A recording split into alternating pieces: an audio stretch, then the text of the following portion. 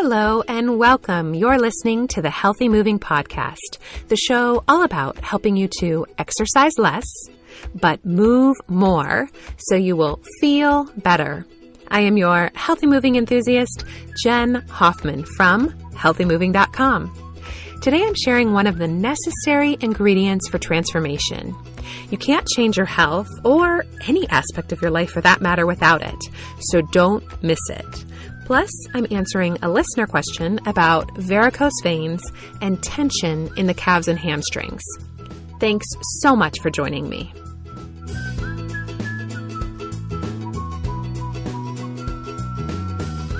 My kids love to spin around in circles. At least a couple times a day, they play this little game where they stand dangerously close to one another and then spin around until they either knock into each other or one of them falls down. Last week, my daughter was laying on the ground after a round of spinning, and she said, "Mom, my head feels so funny when I stop spinning. I wish I never had to stop." I was instantly reminded of the many times my students and clients tell me, "I don't like relaxation or meditation. It agitates me." They say things like, "It doesn't work for me. My thoughts run wild when I try. It stresses me out." You see, what happens is when we're spinning through life, we don't always notice what's going on inside our head. But then, when your yoga teacher or someone else asks you to stop, slow down, and take a break, we can't help but begin to feel the spinning that's always going on inside our head.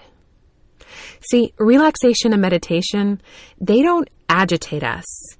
They simply reveal the agitation that is already there.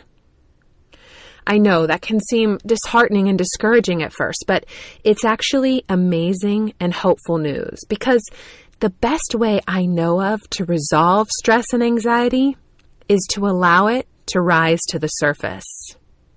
And that's the power of relaxation and meditation. When we begin our practice, all of that icky stuff starts to rise up to the surface where we can acknowledge it, feel it, and ultimately release it.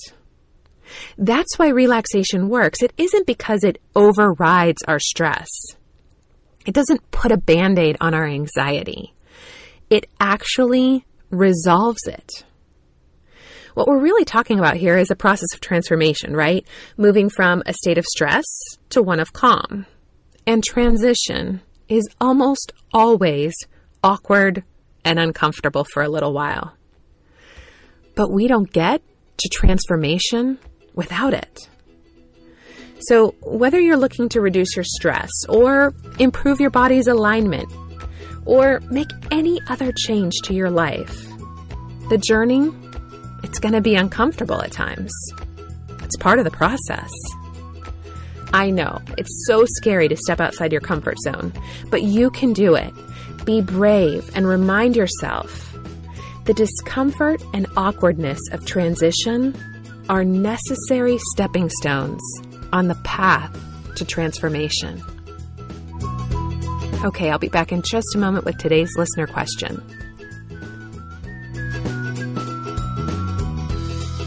Today's question comes to us from Hillary in Ontario, Canada.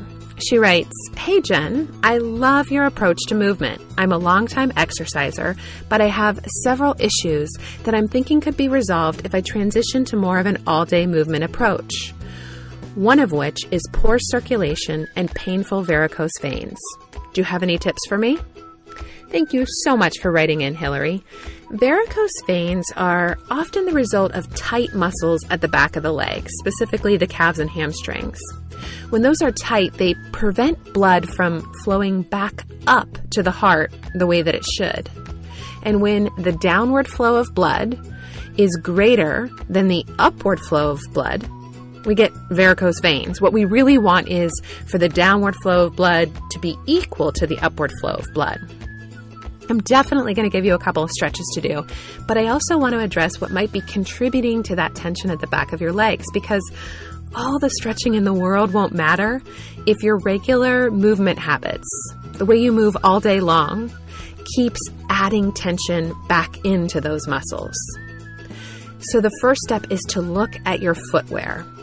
Do your shoes have an elevation at the heel? Even if you don't wear high heels, most of today's, quote, flats, and even our athletic shoes, typically come with an elevated heel. And walking around in shoes with an elevated heel all day, it shortens the muscles at the back of the leg. Now, you'll want to be mindful about the transition to more minimal shoes. Your body's adapted to whatever it is you're wearing now, and you could get an injury if you try to change that too drastically, too quickly. So to thank you for writing into the show, I'm going to send you a copy of an amazing new book on this topic by my friend and teacher, Katie Bowman, called Whole Body Barefoot, Transitioning Well to Minimal Footwear. And for anyone else interested in the book, I'll put a link to it in the show notes for episode 20 at healthymovingpodcast.com. Okay, now for the stretches. I would suggest, Hillary, that you set an alarm on your phone for 5 different times throughout the day. And each time the alarm goes off, you can just take a 2 to 3 minute stretching break. Easy peasy, right? I'm going to send you links to both a calf and a hamstring stretch. That way we can really address that tension that's living at the back of your legs. And for anyone else listening who'd like to get some love for your calves and hamstrings, I am more than happy to send you the 2 free videos as well. To get your hands on them, just text the word calves, that's CALVES, the word calves to 33444. Keep me posted, Hillary. I want to hear how all of this feels for you. And for everyone else, you know I love answering your questions. If you have a question you'd like me to answer on a future episode, you could just call me at 201-580-MOVE, or you can click the Leave Me a Message link in the show notes at healthymovingpodcast.com. And as a way of saying thanks, if I use your question on a future episode, just like I'm sending Hillary the book today, I'm going to send you a little something in the mail just to say thanks. I would love your feedback on the show, friends. Please consider heading to iTunes to submit a review. I'd be so grateful. Until next week, keep moving.